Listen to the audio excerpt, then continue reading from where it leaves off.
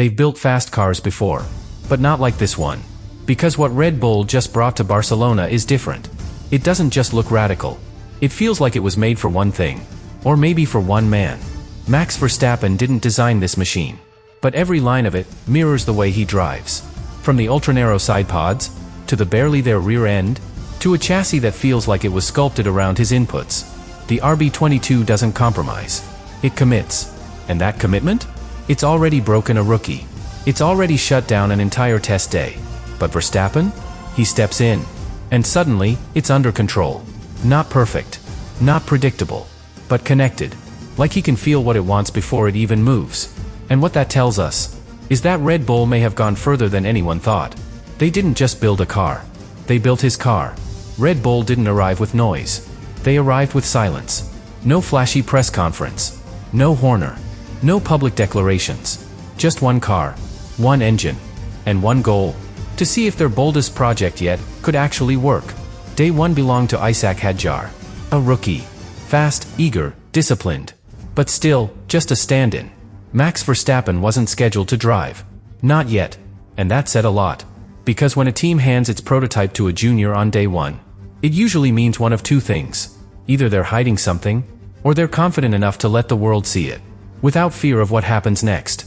Hadjar ran all day. Over 100 laps. No stoppages. No red flags. Just clean mileage and a best time of 1 minute and 18.1 seconds. Quicker than anyone else on the day. More impressive than the time, though, was how the car behaved. It looked planted. Stable mid-corner. Minimal correction on exit. And no visible heat issues, despite the tightest side pod seen so far in 2026. The engine? Not a single reported glitch. Not a warning light. Not even a cooling fan over the rear suspension. This was Red Bull's first full power unit.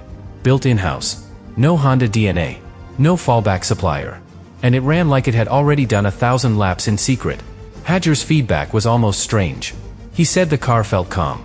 That everything responded the way it should. That it was cleaner than he expected. But inside the garage, that word, calm, meant something else. It meant the car was holding back. Behaving well because it hadn't been pushed. Because Hadjar wasn't there to find the edge. He was there to map the shape of it. And only one driver could go beyond that map. Only one driver could show what the car really was.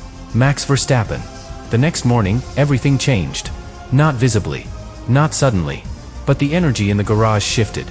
Because Max Verstappen was back in the car. No big entrance. No radio messages for the cameras. Just a quiet seat fitting. And a green light at the end of the pit lane. He hadn't turned a wheel in this new concept. He hadn't done a private shakedown. This was his first real touchpoint with the RB22. And within 3 laps, it was obvious. The car behaved differently under him. Sharper. Tighter through direction changes. More reactive to throttle. It was the same chassis. Same engine. Same tires. But it wasn't doing the same things anymore. In turn 4, he held the rear longer than Hadjar had. In turn 7, he floated the entry, then caught the rotation mid-corner with a slight lift. And down the back straight, he stayed flat into the braking zone. With a confidence that only comes from trust. But it wasn't just confidence. It was connection. This car fit him. Not by accident. Not by luck. By design. Red Bull didn't just build a fast car. They built a car with Max's fingerprints on the philosophy. Aggressive under braking. Nervous on entry. Stable under throttle. But only if the inputs were exact. Too soft. And it wouldn't rotate. Too aggressive. And it would snap. It was a car that punished the cautious. And rewarded the fearless. And that's why Hadjar looked stable. And why Max looked fast. Because the RB22 wasn't made to be easy. It was made to be driven by one person. At the edge. There's a reason no other team built a car like this. Not Ferrari. Not Mercedes. Not even McLaren. Because what Red Bull did was commit to one philosophy, with zero room for compromise. The RB22 is narrow. Visibly narrower than any other car on the grid. The side pods have been cut to the bone. The rear packaging is so tight, you can't see daylight between components. That gives you speed. It gives you airflow. It cuts drag like nothing else. But it comes at a price. Less space means less cooling. Less cooling means higher temps. Higher temps mean risk. Not just for the engine, but for every connected system. The battery, the MGUK, the gearbox housing, the floor. On day 2, when the track temperature dropped, Red Bull ran fewer laps. Verstappen did just 27. And it wasn't because of weather. It wasn't traffic. It wasn't strategy. It was management. Thermal, mechanical, structural. Because when you build a car with margins this thin, you don't test limits aggressively. You walk up to them. You observe. And you pull back the second things get too close. The RB22 might be perfect for Verstappen, but it's not bulletproof. Not yet. And what makes it incredible to drive could be the very thing that makes it too fragile to race every weekend. That's the trade-off. And Red Bull knows it. It's one thing to build a fast car. It's another to build a fast car that only one person can unlock. And that's what's becoming clear. Because while Verstappen looked connected, collected, confident, others didn't. Hadjar did what he was asked. He delivered clean laps. He kept it steady. But there were no risks. No extremes. No corrections. Just management. And that's the point. The RB22 isn't designed to protect the driver. It doesn't hide mistakes. It doesn't soften poor inputs. It does exactly what you tell it. Nothing more, nothing less. That works if your name is Max Verstappen. But for anyone else, even someone talented, even someone experienced, it's not just difficult. It's unpredictable. Sergio Perez hasn't even driven it yet. And that may be by design. Because if his first laps are compromised, if his data doesn't match Verstappen's, Red Bull will have a problem they can't explain away. Because this isn't about feeling. This is about architecture. The way the car rotates. The way it commits under trail braking. The way the front end never waits for you. It's tuned to a specific style. Late inputs, aggressive rotation, flat confidence mid-corner. And if you drive it any other way, it starts fighting back. That's not a flaw. It's a feature. A feature built around one man's rhythm. And if he's not in the car, you lose the advantage. Completely. The more you look at it, the more obvious it becomes. Red Bull isn't just building fast cars anymore. They're building Verstappen systems. Every design decision, every aero package, every compromise, leans toward one thing. Sharp front-end bite, unforgiving rear rotation, high-speed predictability, at the expense of low-speed comfort. That's not a coincidence. It's a strategy.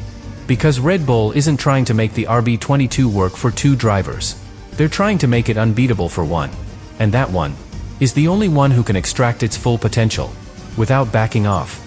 This is the evolution of dominance. Not just through engine power or straight-line speed, but through exclusivity. The car speaks Verstappen's language. Every corner, every throttle map, every micro-correction, even the brake migration.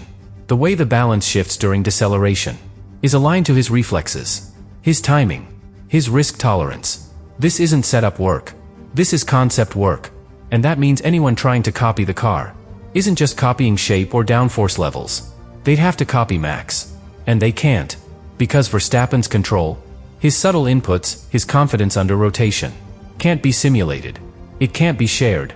It can't be duplicated in wind tunnels or software models. It's embedded in the way he drives. And now, it's embedded in the car itself. There's a reason no one's saying it out loud. Not the team. Not the media. Not even Verstappen. But the question is there. It always is. What happens if he's not in the car? Because this system, this design, this entire concept, it only works with him. No one else on the grid drives this way. Not with this kind of confidence. Not with this kind of precision. And that's the risk. The part no one wants to write into the equation. They've built a perfect machine. But it only has one operator. If Max gets sick? If he misses a race? If something unexpected happens? Can anyone else take over? Hadjar can't. He's talented, but not yet tuned to this level of sharpness. Perez might try. But every time Red Bull has tailored the car toward Max, Sergio has drifted further from the edge of performance. And if the car doesn't tolerate adaptation, if it only works at full Verstappen input, then it doesn't just lose pace without him. It collapses. That's the price of building around one man. You win big, until the day you can't race him. And no one inside Red Bull wants to think about that day. But deep down, they know it's real. Because dominance like this doesn't last forever. And when it ends, it's never gentle.